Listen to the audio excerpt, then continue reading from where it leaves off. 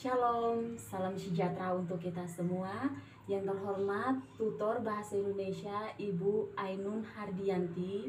Perkenalkan, nama saya Octaviana Sairo. Saya dari program Teknologi Pendidikan Universitas Terbuka UPBJJ Kota Malang. Hari ini saya akan mempresentasikan gagasan tentang COVID-19 atau coronavirus. Yang saya paparkan di sini adalah tentang dampak COVID-19 terhadap perekonomian di Indonesia. Sebelum mengetahui lebih lanjut dampak COVID-19 terhadap perekonomian di Indonesia, kita harus mengetahui dulu apa itu COVID-19. COVID-19 atau yang sering disebut dengan virus corona adalah jenis virus yang menginfeksi saluran pernafasan. COVID-19 atau virus corona dibagi menjadi dua jenis, yaitu infeksi pernafasan ringan dan infeksi pernafasan berat. Yang dimaksud dengan infeksi pernafasan ringan yaitu flu, sedangkan yang dimaksud dengan infeksi pernafasan berat yaitu infeksi paru-paru. Setelah mengetahui apa itu COVID-19, nah kita juga harus tahu dari mana asal mula COVID-19 itu. Nah, COVID-19 itu pada mulanya berawal di kota Wuhan, tepatnya di Tiongkok.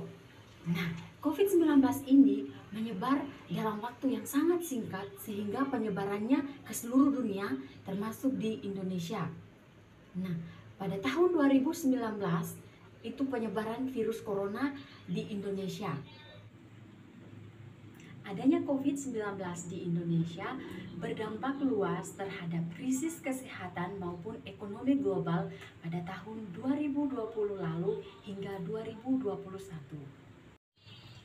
Sehingga pemerintah Indonesia melakukan upaya untuk menghilangkan COVID-19 dengan cara melakukan lockdown.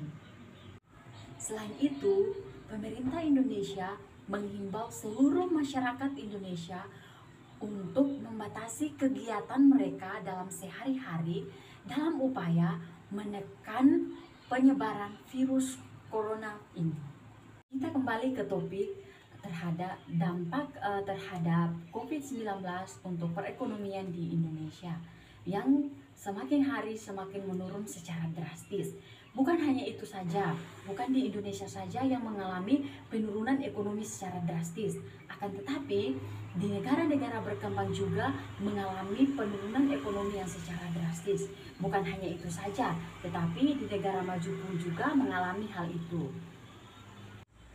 Kembali pada dampak penyebaran COVID-19 terhadap perekonomian di Indonesia, dari tahun lalu hingga sampai saat ini harus mendapatkan perhatian khusus untuk menunjang perekonomian yang ada di Indonesia.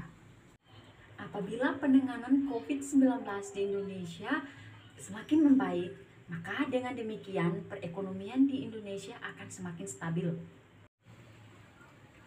Sehingga untuk menstabilkan perekonomian tersebut, berbagai negara harus bekerja sama dalam menstabilkan perekonomian.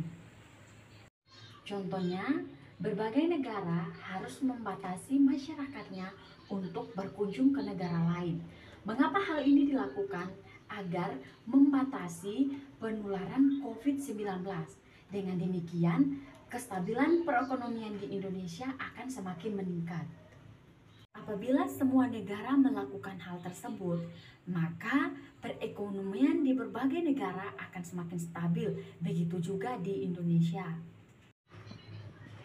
Selain contoh tersebut, masih ada beberapa contoh lain untuk menghindari penyebaran COVID-19 ini, yaitu dengan cara kita harus menaati semua protokol kesehatan seperti mencuci tangan, memakai masker, dan juga menjaga jarak.